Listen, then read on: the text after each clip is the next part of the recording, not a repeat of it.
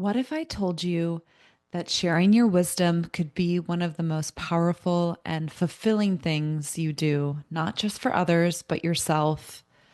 Today's guest, Dr. Deborah Heiser, is a psychologist, aging specialist, and the founder of the Mentor Project, a global movement connecting top experts across fields with mentees who are eager to learn, grow, and be inspired. In this episode, we explore the science of mentorship, the emotional and biological need to give back in midlife, and why connection, not retirement, is the true goal. Deborah shares powerful stories, including how one artist's trip to Tanzania transformed an entire community and himself. She also challenges us to rethink how we view aging, legacy, and what it means to be relevant and seen. Whether you're craving more connection in your life or wondering how to step into mentorship yourself, this episode is a heart opening invitation to be part of something bigger. I hope you enjoy this conversation as much as we did. Deborah Heiser, welcome to the Legacy of Love podcast. I'm so happy you're here with me. Thank you for having me. I'm excited to be here. Yeah, so before we really dive into this conversation, I would love for listeners to hear what brought you to this work, to starting the Mentor Project. Sure. So it wasn't a straight line. I'm an aging specialist. I am an applied developmental psychologist, and I focus on midlife and beyond. So I look at all of the things that we should look forward to on one of those things is our emotional trajectory. And in midlife, there's a developmental stage that we hit called generativity. And that's where we have a desire to give back to others without expecting anything in return. So if you see people around you in midlife who suddenly are volunteering or really feeling like they want to engage in philanthropy or mentor, they're doing something we're biologically built to do. And I got really excited when I learned that this existed. And I started to really study all of this and met with people who mentored from four-star general to grandma. And they all had the same thing to say that it was hard to connect with mentees. They didn't know how or where to do it. And that the reward to the mentor was above and beyond anything they could have ever imagined.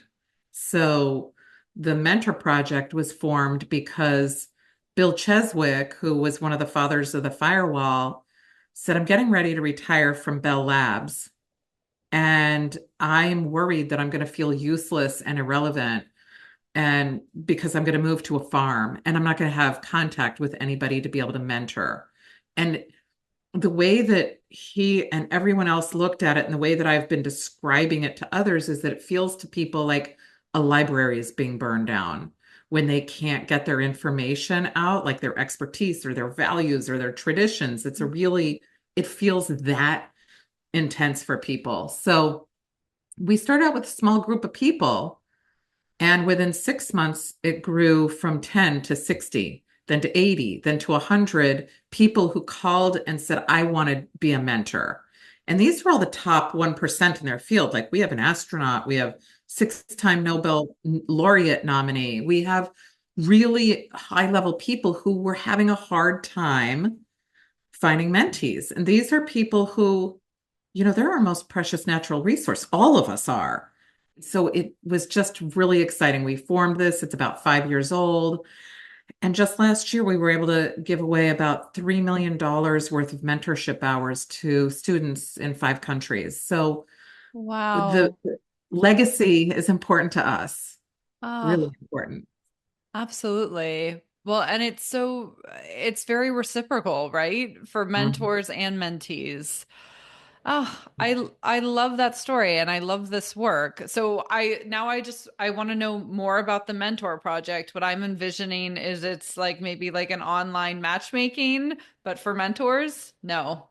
No. So, I wrote the book, The Mentorship Edge, because there's so much about mentorship that's misunderstood. It's a word that kind of got hijacked by the workplace. And so it's used so loosely all over the place that, you know, I felt like there needed to be a definition. So basically, the mentors are there with their knowledge, right? They have their knowledge, and then mentees can come along and say, "Ooh, I want to meet with that person." And then we can match them up. So we don't match without somebody saying, "I want what they're giving," because there's nothing worse than a mentor coming along and somebody says, "I want, I'm a psychologist and I specialize in aging," and somebody said, "Oh, I want to talk about psychopathology." That's not my area. It might seem similar, but I don't want to give that away. That's not my thing. So when we have these mismatches, it ends up not being really mentorship and it feels like a failure. So the mentor project is really there so that the mentors are it's a mentor focused organization. The mentors they go out and they give talks, so people can see what they do. We do have them online, so you can just click a button and you can fill out a form and then meet with them.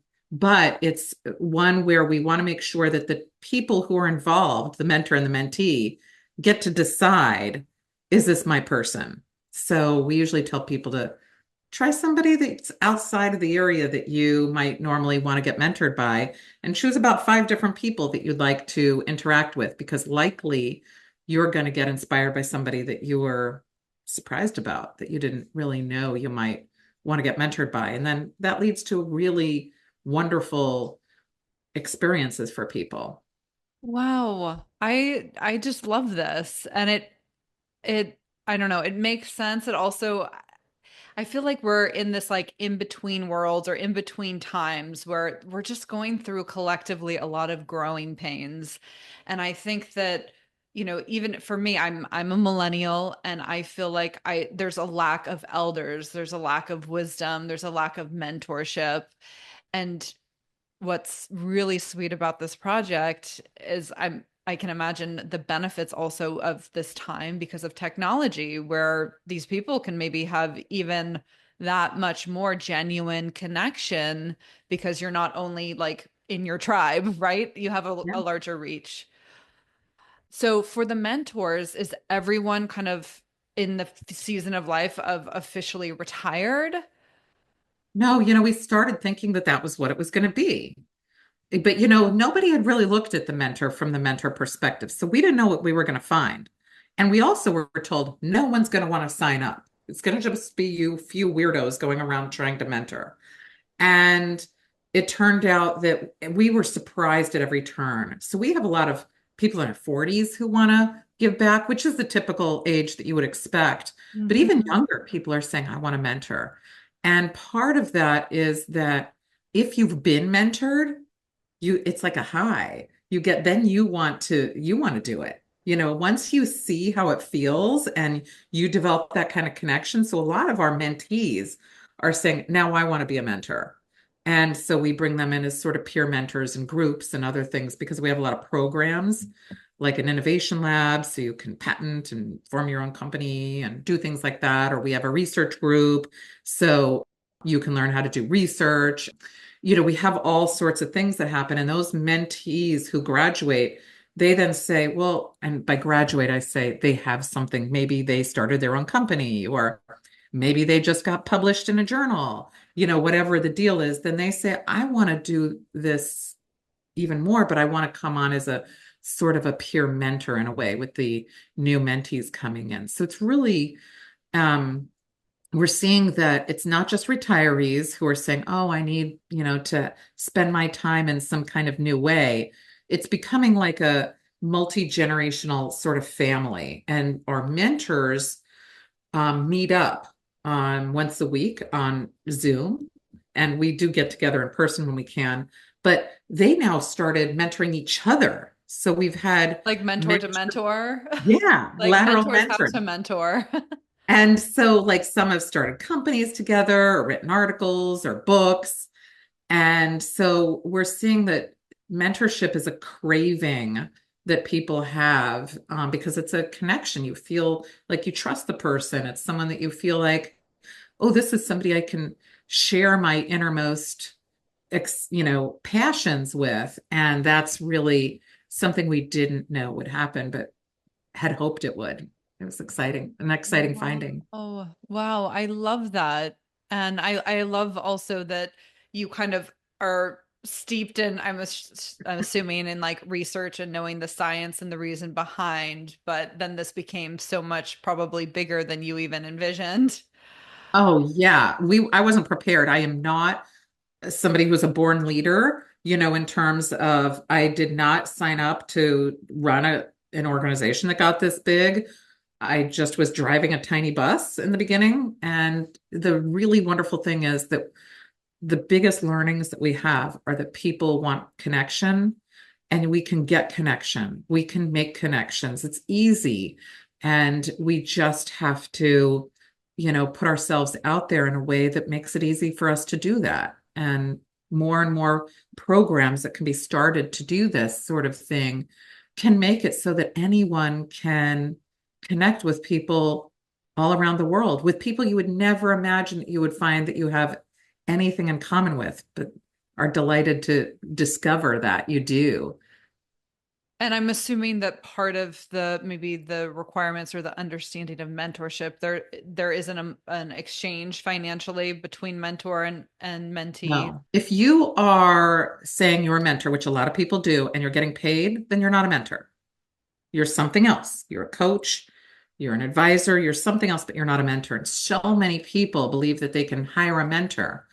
And every person should have as many mentors as you can possibly have. It should be endless, because a mentor is there to help you. We should also be mentoring people all the time. And this does happen regularly. It's not paid for.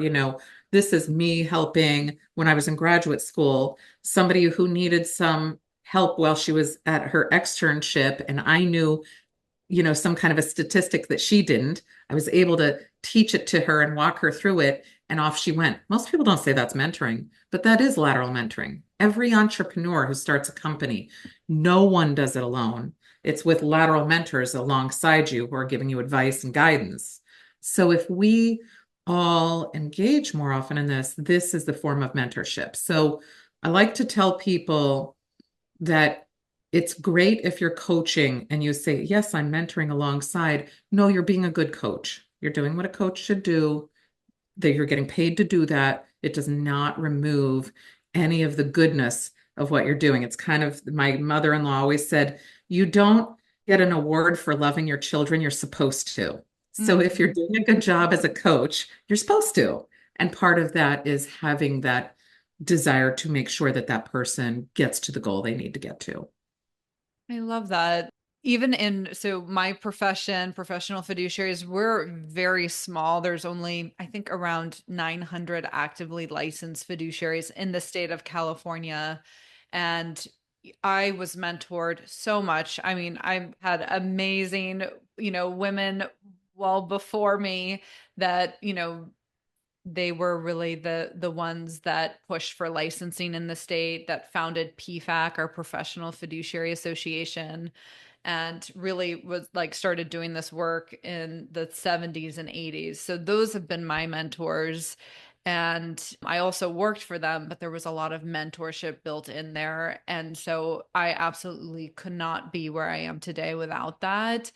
And that is, those relationships, are so sweet and special. And just remembering when I was first getting exposed to this work, like the questions that I would ask, the vulnerability, of whether I'm working with a new case where it's just so complex and I'm feeling so underwater, and also just asking a lot of questions. And now what's sweet is I've been doing this work now for 11 years, and we need more of us doing this work.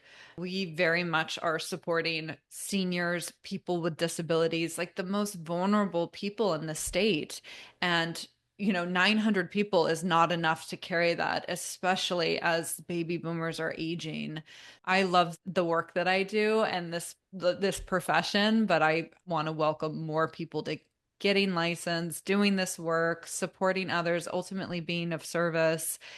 And so I have had a few people in, steps kind of behind me, which I still feel like a newbie, but I'm not now. And Right. I really love those relationships where people know that they can call me up and I'm available, and coaching them of the startup phase of the business, and, difficult cases, and how do you build your practice, and how do you support difficult clients, and, all of it. And there is so much benefit in that. So everything that you've been saying, I'm like, yes, I know that deeply. So I bet you didn't even know that you were a mentor to so many. Most of us we can identify maybe a mentor to us, but we have no idea how prolific we are as mentors. And listening to you, you're clearly a mentor doing a lot that other people are probably saying, wow, yeah, I have this mentor and she's been helping me along. And that's really cool to hear. It's really lovely. I probably, like, a year ago I wouldn't use that word, but one of the women actually was like, I consider you a mentor. She flat out said it to me, and it was like, oh, I didn't see myself formally in that role by any stretch, just like you're saying.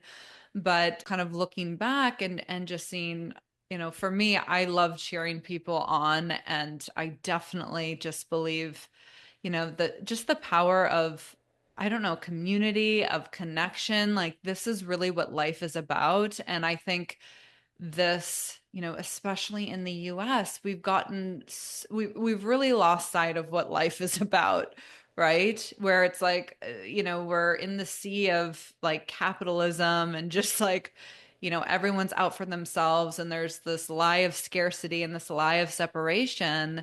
And, you know, we really can make these minor shifts in our, I think, daily life, whether that's, mentoring someone, or also willing to be mentored, asking and being able to receive. I think even that takes a lot of vulnerability. And I know that there's been seasons in my life where I couldn't even feel brave enough to ask for that. That's so important that you raised that because vulnerability is one of the things that inhibits people from getting a mentor. Or, because we feel like if I tell someone I don't know something, they'll judge me in some way. Yes. And so that sort of trust is one of the key components of mentorship, that you have to be able to open up to somebody. And you can only do that if you have a meaningful connection with someone. And so mentorship is really a deep emotional relationship in many ways because you're exposing the thing that you want no one to know about you, that you don't know something. And that person then says, I got you. I'm going to help you out here. And so, if we look at how we got there with a lot of this, is that, you know, I remember in the 80s being moved away from civic engagement. And you were supposed to really, they used to have people who part of schooling was to go out and do volunteer work and work within your community. And that changed where it was then build your own brand. And you became a siloed individual as you sort of built your way up. And you were not to really include others because it would hinder your ability to get up the ladder. And so the biggest part of that is letting people know you can be vulnerable, let those walls down, and get a, mentor or mentor somebody else. It doesn't mean someone's going to steal your stuff. And it doesn't mean that you are going to be exposing something that someone will truly judge you for. As soon as a person engages in a mentoring relationship, they start to really blossom and do more community work. They get involved outside their self because they see how rewarding it is. It's really nice. It's like a flower blossoming. So, you know, for listeners, let's start on, okay, if someone's listening to this and they're like, this resonates, I want this. I want to be a mentor, what's the kind of starting place with the mentor project? Is it setting up a profile? Is there a screening process? What is that like? If you are a student, all you have to do, so we give free mentorship to students kindergarten through, you can be any age as long as you're in school somewhere. So you could be getting your PhD. We have PhD students who have mentors. It doesn't matter how old you are, as long as you're a student. And it doesn't matter how young, you could really be a kindergarten. Yeah. Yeah, we have a Really? puppet. Yeah, we have a puppeteer who is Oh my God. amazing. And we have other people who go into the schools when kids are in elementary school and they teach what would happen if there was no moon and things like that. Astrophysicists who, if you have somebody that you see does this cool stuff that you hear a term that sounds scary, but then you see, wow, they do something kind of cool, that might change your trajectory to do something different. It removes that limitation. An example I can give is that I did not know what a psychologist was. My grandma got sick, went down to visit her in Florida, and she wasn't her normal self. She used to be the fun grandma. And then I said to the person that was at the independent living facility, "What is wrong with grandma? There's something wrong with her." And they said, "Don't worry, we're going to fix her." And they did. Turned out she was taking a medication that was wrong and she was suffering from depression. I didn't know what depression was. I didn't know what a psychologist was. And then I said, "Oh, I'm going to become a grandma fixer." I became a psychologist because of that. Wow. You have to meet people, you have to see them to know that what they do is interesting to you. So, part of what we do is that we expose people to that. So, all you have to do is click the button, become a mentee. And if you're a minor, you have to have a guardian sign the forms as well. But then you can be connected with a mentor. We give the options of saying, "Here's somebody I'd like to meet." And we also have somebody who will meet with the person to say, "I have some suggestions for you as well." So that's how they do it. The other way that a person can really involve themselves is to, you know, it doesn't even have to be with the mentor project. You can, and if you read the book, The Mentorship Edge, I give a lot of examples on how a person can engage. And most of it is lateral. So it's really getting outside of yourself and looking to your left and looking to your right. You do a lot of lateral mentoring, even though the people are newer. They're not your boss and you're not their boss. So you are sharing your expertise with somebody else in a lateral way. And that's how we can do it. It's really connecting through organizations that we already belong to. It's getting involved in maybe your house of worship. It's, become a Rotarian. Do something that's not in your own, Zoom room and get yourself out there. I love that. So, are you a big proponent of like in-person mentorship and connecting?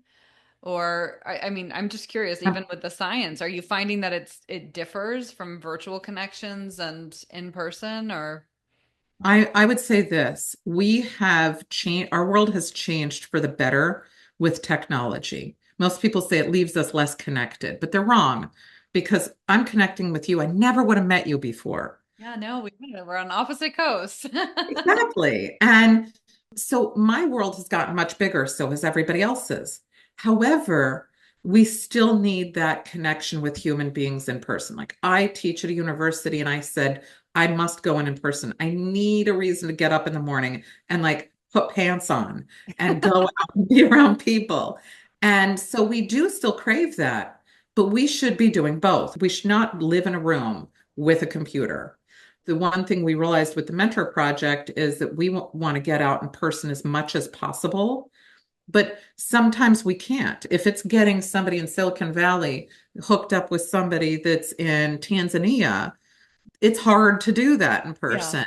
And is it better to get somebody connected this way than, in person? So our goal, and I try to tell people to do this in real life also, is an example is this. We have an artist who, at a small school in Tanzania of 500 children, said, "We'd love to have an artist visit us."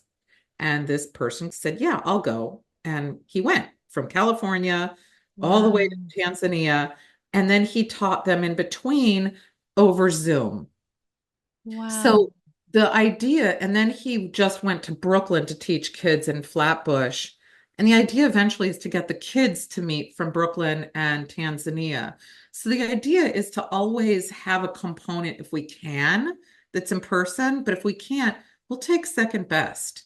We really will go to the level that we can and always strive for, the best quality that we can get. If we can't, it's still better than we ever were before, the whole world became Zoom oriented. I okay, now I would love to hear just more stories of like this artist going to Tanzania and supporting this school. I mean, that's just how magical is that? He said it was life-changing for him. Now, he didn't know what he was getting into. He's a well-known artist. He was a senior artist at Schultz Creative Studios in California. Wow. And so he draws Snoopy and they send him out to do the murals. Like he held the Snoopy on Thanksgiving parade. He's that guy, right? So he didn't know what he was getting into going to Tanzania. He had not been to this town before or Tanzania. And Yeah. he came back and he said it was the hardest trip of his life and it was the best trip. It was really a life-changing trip. So we often think, wow, he changed a community because everything was brown on the buildings. There was no art. And he went and he drew a giant mural on the side of the building. And when he was doing that, the men came out and they were stirring the paint and they were building a scaffold for him. And everyone was helping. Moms were holding babies and the whole community became involved. And it was unbelievably moving. So the kids also were thrilled. So he went back the following year, same thing. Like he touched up the mural that had, some paint that flaked off. But then he got to see the kids who did it the year before and he got to meet the new kids. And it feels even tighter, that like a tighter knit, more meaningful connection than before. And then he started to teach the teachers so that they could do everything in between. And so it's really one man, one individual. Justin Thompson didn't just change one person, he changed an entire community. And that is what people don't understand is the power of mentorship is that you aren't giving away something that's useless. You're changing the world with every interaction that you have. 10 days changed an entire community. And he gets to feel that every day. And that's what drives him to go back. He's like, I can't wait to go back.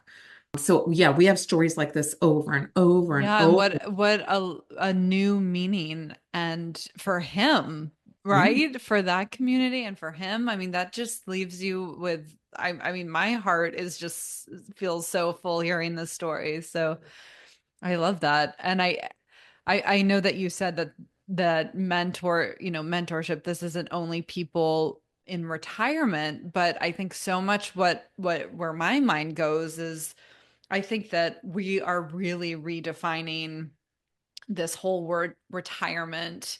Yeah. I know a lot of people are like, I prefer the term of just like financial independence, that's more of the goal of no longer having to work.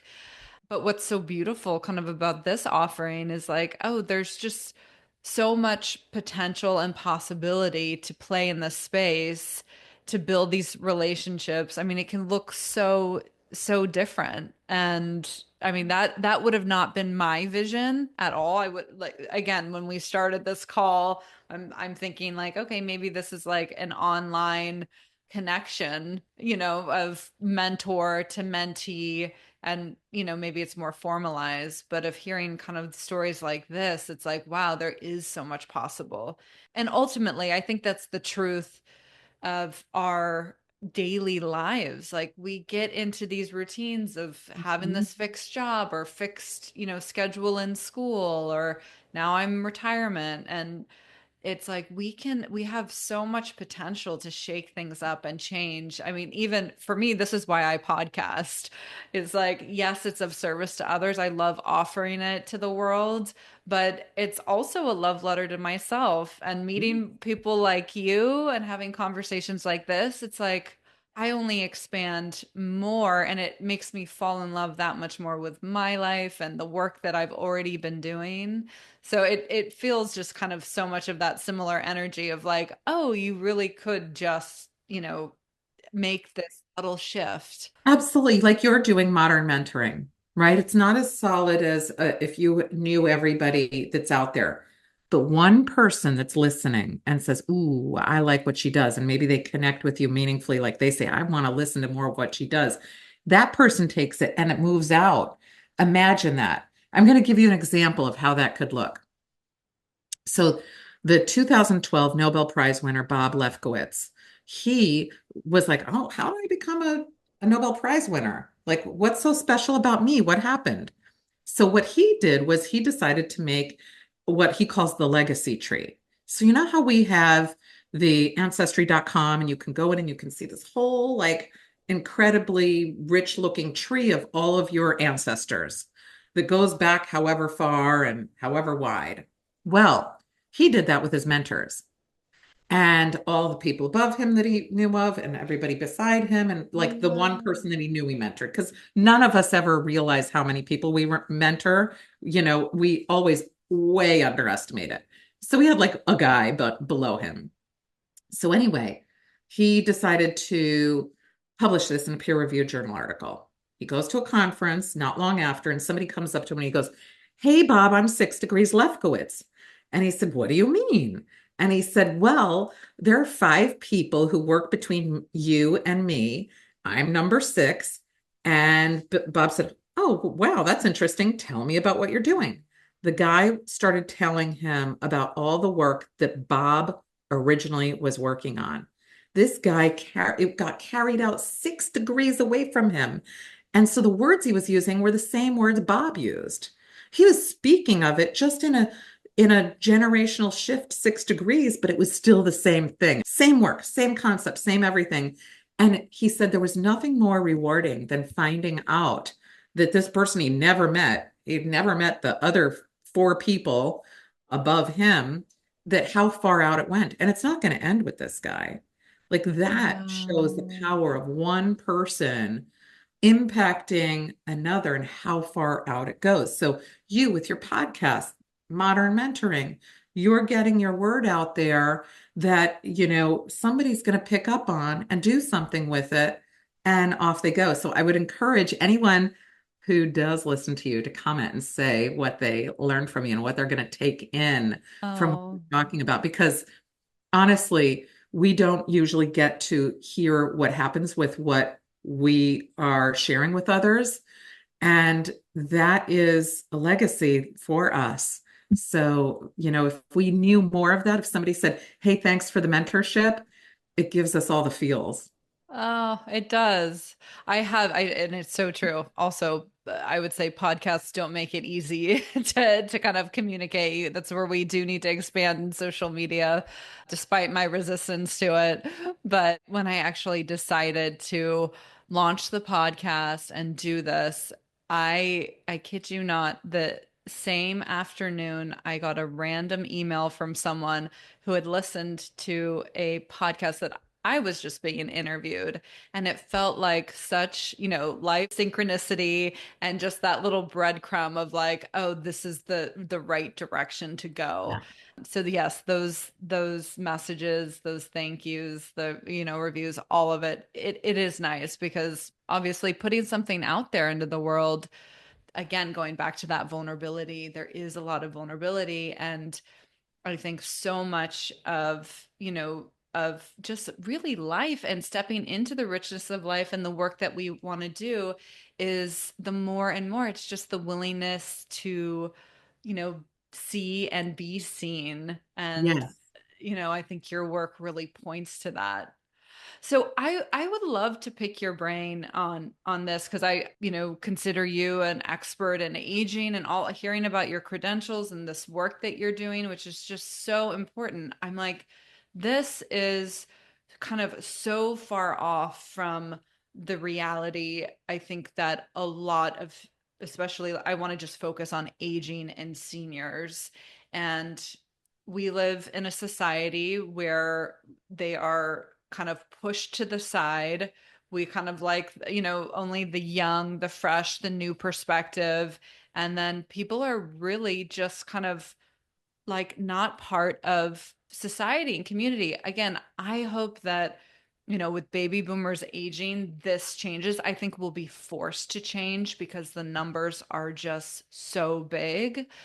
I think that that's where I get really excited about the work that you're doing and everything that you're kind of about and saying, because it's really kind of telling and reminding people and a call to action of sharing the wisdom, just I'll use my family as an example. Like my grandparents both, they retired early. My grandfather was in his early 50s. My grandmother was 49, and they moved out to a remote area. They bought their house, they had their small pile of money, and they kind of kept to themselves for the next 30 years.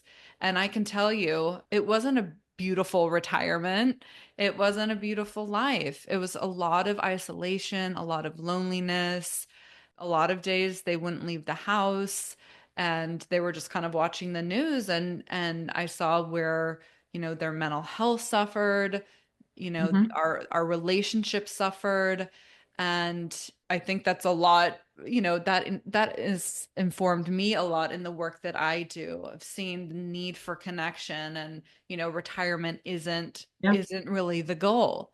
You bring up a lot of things, and one of the things that I've seen over the years is that when I first started working, I worked in a nursing home, and I ran the research there. And the goal of everyone was to get it so people weren't in a nursing home.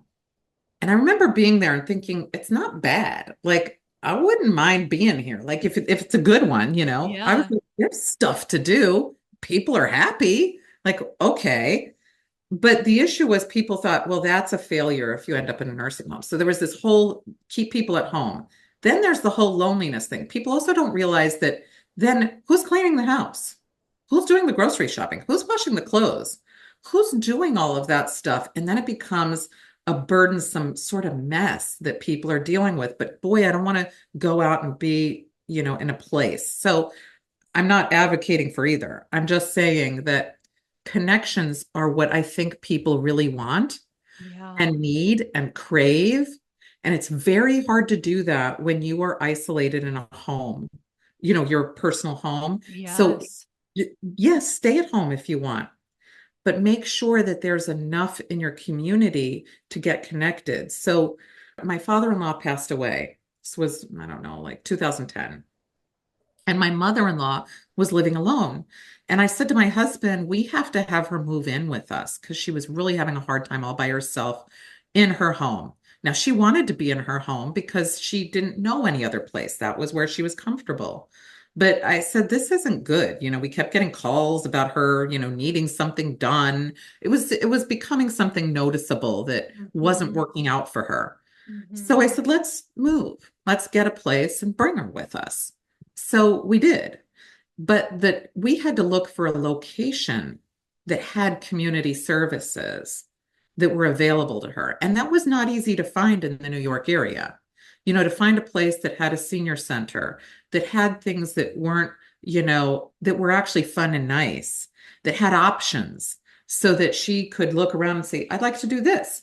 Oh, I'd like to do that. And where people are vibrant and they expect you to be, productive. And so that's one thing that we need to really keep in mind is that we crave connections, we need them and we want them, but we also like you know, what we've always worked toward. If you've worked your whole life for a home and then you have to say, oh, now I'm giving that away, that's very hard for people. It's an emotional journey that most of us think of as more of a commodity journey, but the emotions don't always align with that. So, Yeah. one buffer for all of that is connections, and connections are free.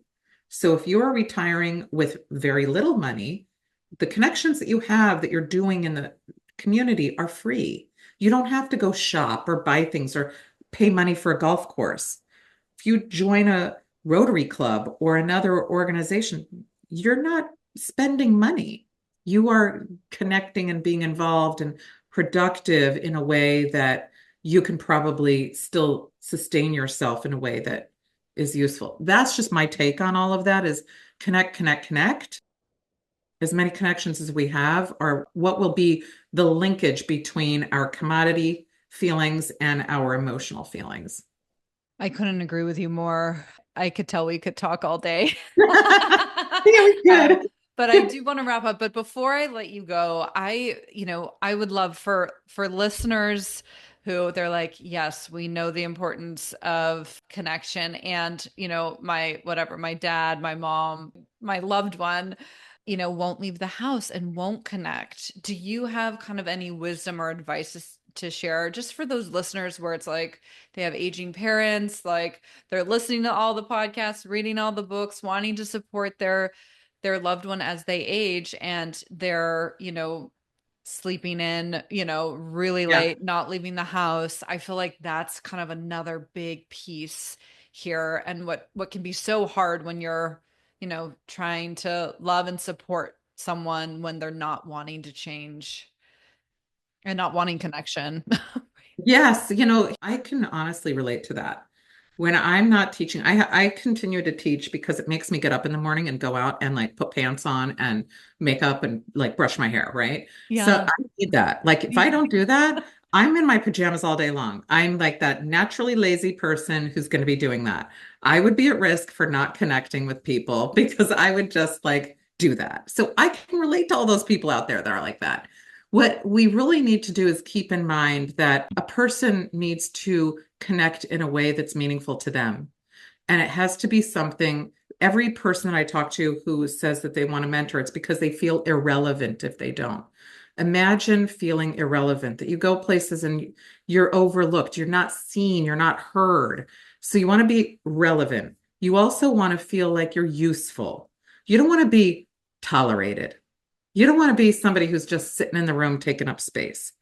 And you want to be useful. And you want to be somebody who is in the room and matters, right? That you matter, that people are identifying you as a footprint on the world that is one that we want and means something to us. So if we're meeting up with people and we're noticing that they don't have that going on, we can try to look at what is it that would get them going. So I've seen people when I work on like transition coaching with people who are leaving work, some people will identify with their business card, right? And I call that their identity card. And they'll say, "Oh yeah, I'm a whatever teacher, doctor, lawyer, CEO, whatever." And when they leave, that's gone. Their power is taken away and they feel completely, all those words I said are gone. So I remember meeting with one woman who was retiring as a teacher. And I looked around her room and I said, "Wow, in her house, you have all these beautiful paintings. This is so nice." And she's like, "Oh, I did them."